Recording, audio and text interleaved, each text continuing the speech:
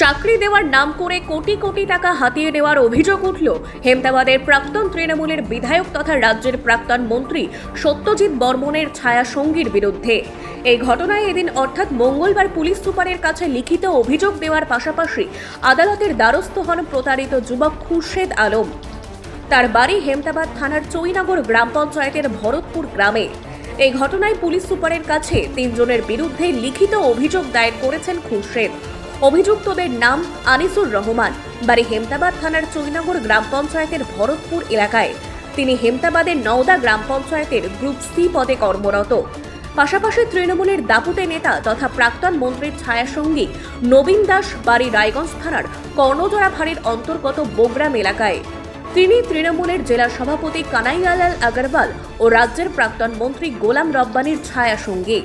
তিনি চোপড়া ব্লকের সোনাপুর গ্রাম পঞ্চায়েতের পঞ্চায়েত সহায়ক পদে কর্মরত এবং ফরিদা বানু, বাড়ি হেমতাবাদ থানার চৈনগর গ্রাম পঞ্চায়েতের ভরতপুর গ্রামে। তিনি হেমতাবাদ ব্লকের তৃণমূলের সভানেত্রী তথা চৈনগর গ্রাম পঞ্চায়েতের সদস্যা। যদিও অভিযুক্তরা পলাতক বলে পুলিশ সূত্রের খবর। সূত্রের আরও খবর, 2019 সাল থেকে 2022 সাল পর্যন্ত ফরিদা বানু সচিব হিসেবে কাজ করতেন অভিযোগকারী খুরশেদ আলম। সেই সুবাদে আনিসুর রহমান ও নবীন দাসের সঙ্গে পরিচয় হয় খুরশেদের। অভিযোগ, হাইস্কুলে ক্লার্কের চাকরি দেওয়ার নাম করে 10 লক্ষ টাকা নেওয়া হয় খুরশেদের থেকে।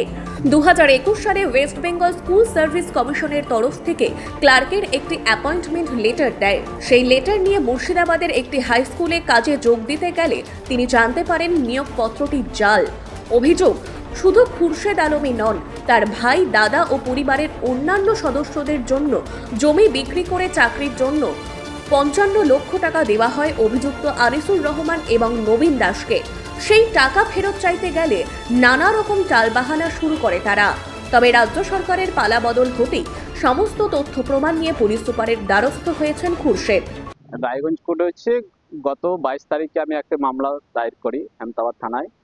হ্যাঁ, তার পরিপ্রেক্ষিতে সেটা কোর্টে আমার চলে আসে মামলাটি 24 ঘন্টার মধ্যে। আসার পরে আমি দেখি এখানে যে ফরিদা বানু, এখানে যে আসামি আছে, তিনি আগামী 14 তারিখে আগাম জামিনের প্রেয়ারও দিয়ে রেখেছেন। কিন্তু বাকি আরো দুজন যে আসামি রয়েছে, আনিসুর রহমান এবং নবীন দাস, তারা এখনো গ্রেপ্তার হননি। কিন্তু এরা দুজনেই সরকারি কর্মচারী এবং পঞ্চায়েতে কাজ করেন। একজন নওদা 3 নং গ্রাম পঞ্চায়েতে গ্রুপ ডি কর্মী, আর একজন ইসলামপুর সোনাপুর 2 পঞ্চায়েতে তিনি কর্মরত। হ্যাঁ, তাদেরকে এখনো গ্রেপ্তার করা হয়নি। বিগত 19 থেকে 22 সালের মধ্যে এই ঘটনাটি ঘটেছে। আমার থেকে প্রায় 10 লক্ষ টাকা নেওয়া হয়েছে। এছাড়াও আমি এলাকা থেকে আরো খোঁজ খবর নিয়ে রেখেছি যে এলাকা থেকে আরো কয়েকজনের কাছ থেকে তারা কয়েক কোটি টাকা আত্মসাৎ করেছে। আজ আমি কোর্টের দ্বারস্থ হলাম কারণ আমার আজকে 164 ছিল। হ্যাঁ, গোপন জবানবন্দি। হ্যাঁ, আমি সেটার জন্য এখানে এসেছিলাম। আমি চাচ্ছি যে এতদিন হয়ে গেল কিন্তু তাদেরকে এখনো গ্রেপ্তার করা হচ্ছে না কেন?